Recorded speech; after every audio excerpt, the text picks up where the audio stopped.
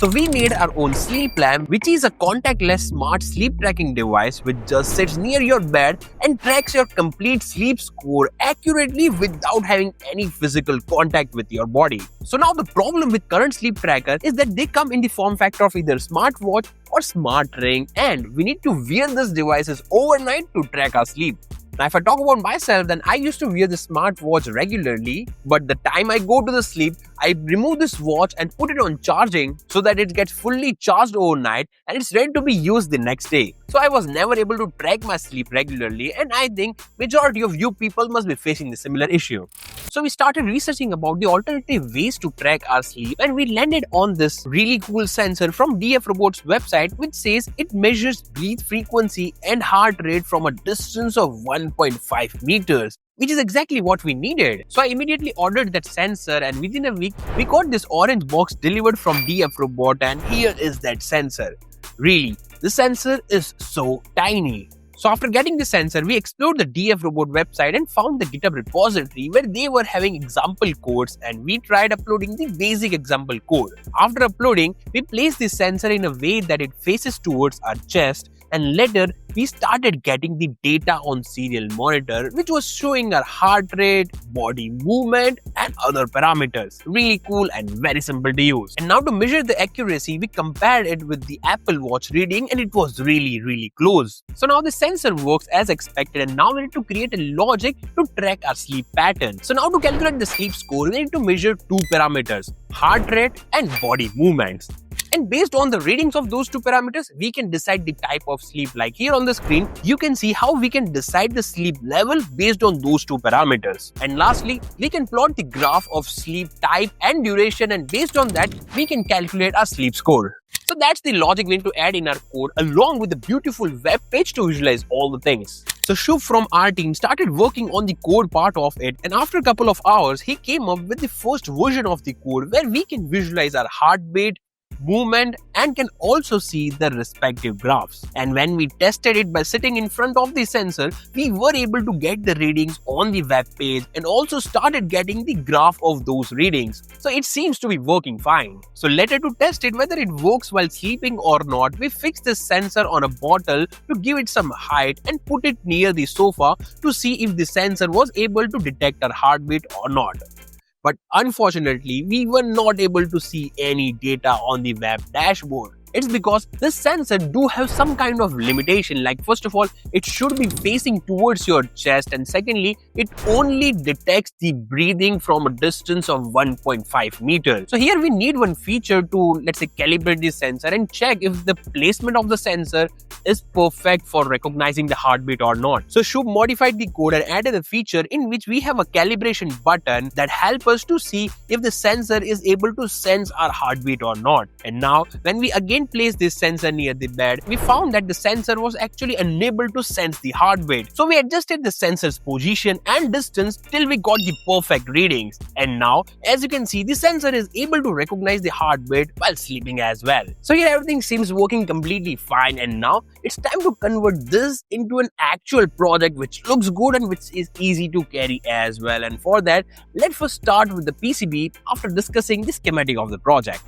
Okay, so here is the complete schematic of our project, and this is more or less like an ESP32S3 based development board with some JST connectors to add additional sensors. So let me go through the complete schematic. So here, first of all, our main microcontroller, the ESP32S3 with N16R8 variant, along with the reset button and the boot button, which are kind of mandatory to have on a development board. Later on, we are using the CS340 programmer IC along with the Type-C port so that we can easily program our ESP board with any of the computer. And here is the voltage converter IC to provide 3.3 volt from the 5 volt USB to our ESP32 board. Okay, so these are kind of mandatory things. And now let's see the additional things that we have added. First of all, we have added the mmWave sensor. So as I said, we have added the JST connectors for all the additional peripherals.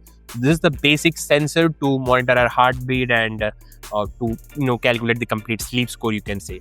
Other than that, we also added a touch sensor, which is TTP223 touch sensor. Now, why we have added? Well, let me explain. So, as we'll be using this lamp near to our bed during the night time to monitor our sleep score, we thought, why not to make it as a night lamp. So, and for that reason, we also added a Neopixel LED ring. And to control that Neopixel LED ring brightness, we have added this touch sensor so we can tap on the lamp to control the brightness of our Neopixel LED ring, you can say. Okay.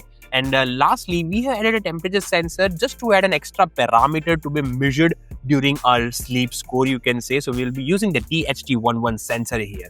So all the sensor will be connected with the help of GST connector. And lastly, this is a UART status LED, just like a normal RX-TX LED, which will be glowing when the program is being uploaded. So this is the complete schematic of our project. And after we finalized this schematic, we converted it into this PCB form factor. And this is a very, very compact PCB. And as I said, this is just an ESP32 based development board with this GST connectors to add the additional sensors, you can say. Okay. And yeah, after finalizing the PCB design, we gave its order directly to NextPCB.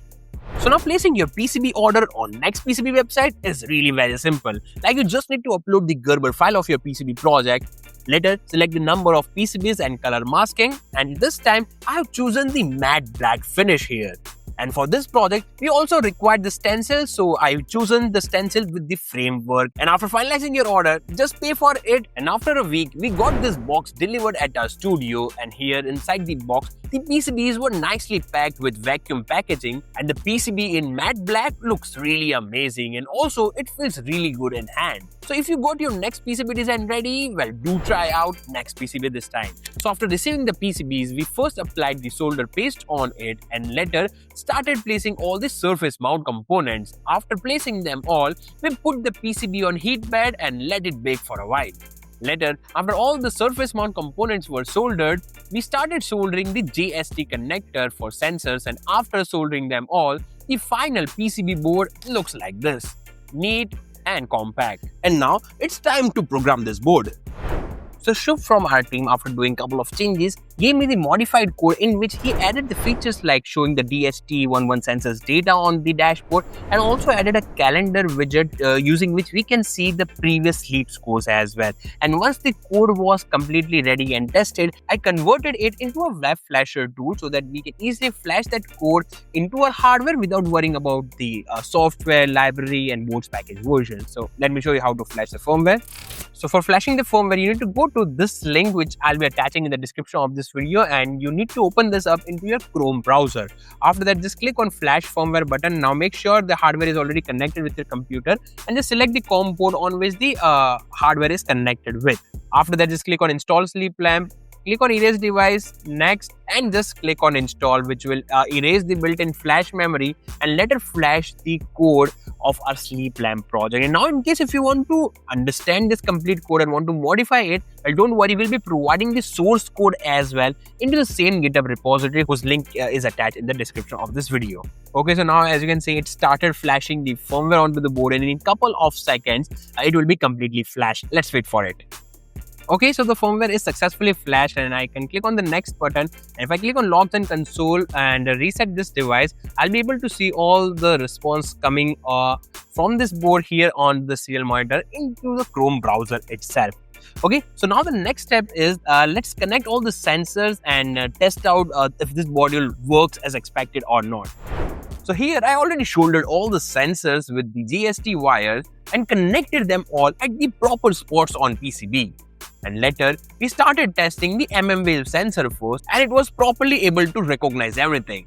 Later, we also tested the touch sensor to control the brightness of the light, and it was working fine as well.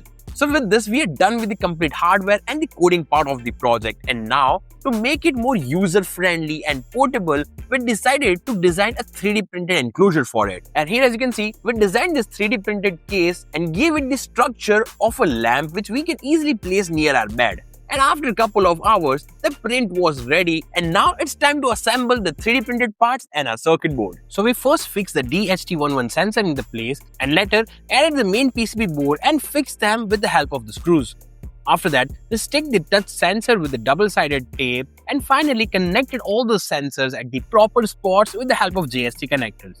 After that, we inserted the mmWave sensor in this hollow white part as we need to fix this sensor on the top. And later, we stick the Neopixel LED ring at the bottom of this and finally added the back panel over it and fixed it with the help of the screws. And after adding the back cover, we fixed the base part of our lamp. Later, for the top part, we inserted the mmWave sensor in the dedicated slit and added the other half part of the top and fixed both of them with screws, and the top was made in such a way that we can move the head in 360 degrees. And with this, the final sleep lamp is ready, and just look at it, like it truly feels like a professional lamp. Well, do hit the like button if you feel the same. So now before the final test, we want to be sure that everything is working perfectly fine after assembly as well. So we placed the lamp on the desk and started the calibration of the sensor, and here we also added a small feature in which once the sensor detects our heartbeat, the lamp starts the red heartbeat animation as well, which makes it look more lively. And after calibration, we were able to see the live heartbeat and breathe rate on the screen, which means everything is working completely fine, and now we are ready for the final test. So for the final test, we placed this lamp near the sofa in our studio, and later I calibrated it in the position that it can detect the heartbeat of myself. And now it's time to sleep and let this lamp monitor it. So I'll see you all after a short nap. Okay, so I'm now done with my afternoon nap, and now it's time to check how was my complete sleep. Okay, so in the web dashboard, if I scroll down here in the sleep stages, I can see my complete sleep timeline, you can say. So it says I was awake for 7 minutes, the light sleep was 1 hour and 30 minutes, and deep sleep was 16 minutes. And this is a complete timeline. That means if I tap here, it will let me know that I was awake for 3 minutes, like from 13:27 to 13:30. If I tap on light, it will let me know that I was having light sleep for 12 minutes from 13:30 to 13:42. And similarly, if I tap on deep, I was here in deep sleep for 1 minute from 13:42 to 13:43. This is a complete timeline. And as we added the storage feature as well, so we can scroll and check the previous sleeps as well. And moreover, if we scroll down, we can also have a complete summary of our sleep. So if I tap here, this is the complete summary of my nap. It was the score given was 75%, and total sleep was 1 hour 50 minutes. I was in bed for 1 hour 52 minutes, 14% deep sleep, 85% light sleep, and I also had 5 turnovers, which was also recorded by this device. And average heart rate was 72 beats per minute, and average respiratory was 14 RPM. So that's the complete summary of my sleep, and it was scored as 75. So this was just a 2-hour sleep, but the good sleep is calculated on the basis of 6 to 7 hours of average sleep. So if I slept for longer period of time, well, it would have scored more than 85 or 90, somewhere around like that. I think so. But yeah, the thing is, whatever we were trying to make, we actually made that thing, like a contactless sleep tracking device. So now no more wearing the smartwatch, rings, or any other wearable device. Just put this lamp near your bed and it will track your complete sleep for you. And the bestest part, this project is also completely open source. Like the schematic is available online, the code for this project is available online, and moreover, the sensors used for making this particular lamp are available for sale on our website, whose purchase link you can find in the description of this video. And moreover, we'll be also providing the 3D printed files of this particular lamp in the description, so you can get it 3D printed as well. Everything is open source. You can change or modify the code as the way you want and use it for any of your purposes. And yeah, with this, we come to the end of the journey from having an idea to building the project. And yeah, I hope you find this particular project journey interesting and got to learn something new as well. And if it is so, well, do hit the like button and also subscribe our channel to see more such interesting and unique projects in the field of electronics, IoT, AI, and stuff like that. And yeah, with that being said, I'm just ending this video here, and now just wait for my next video and then explore, learn, share with me, Techiesms.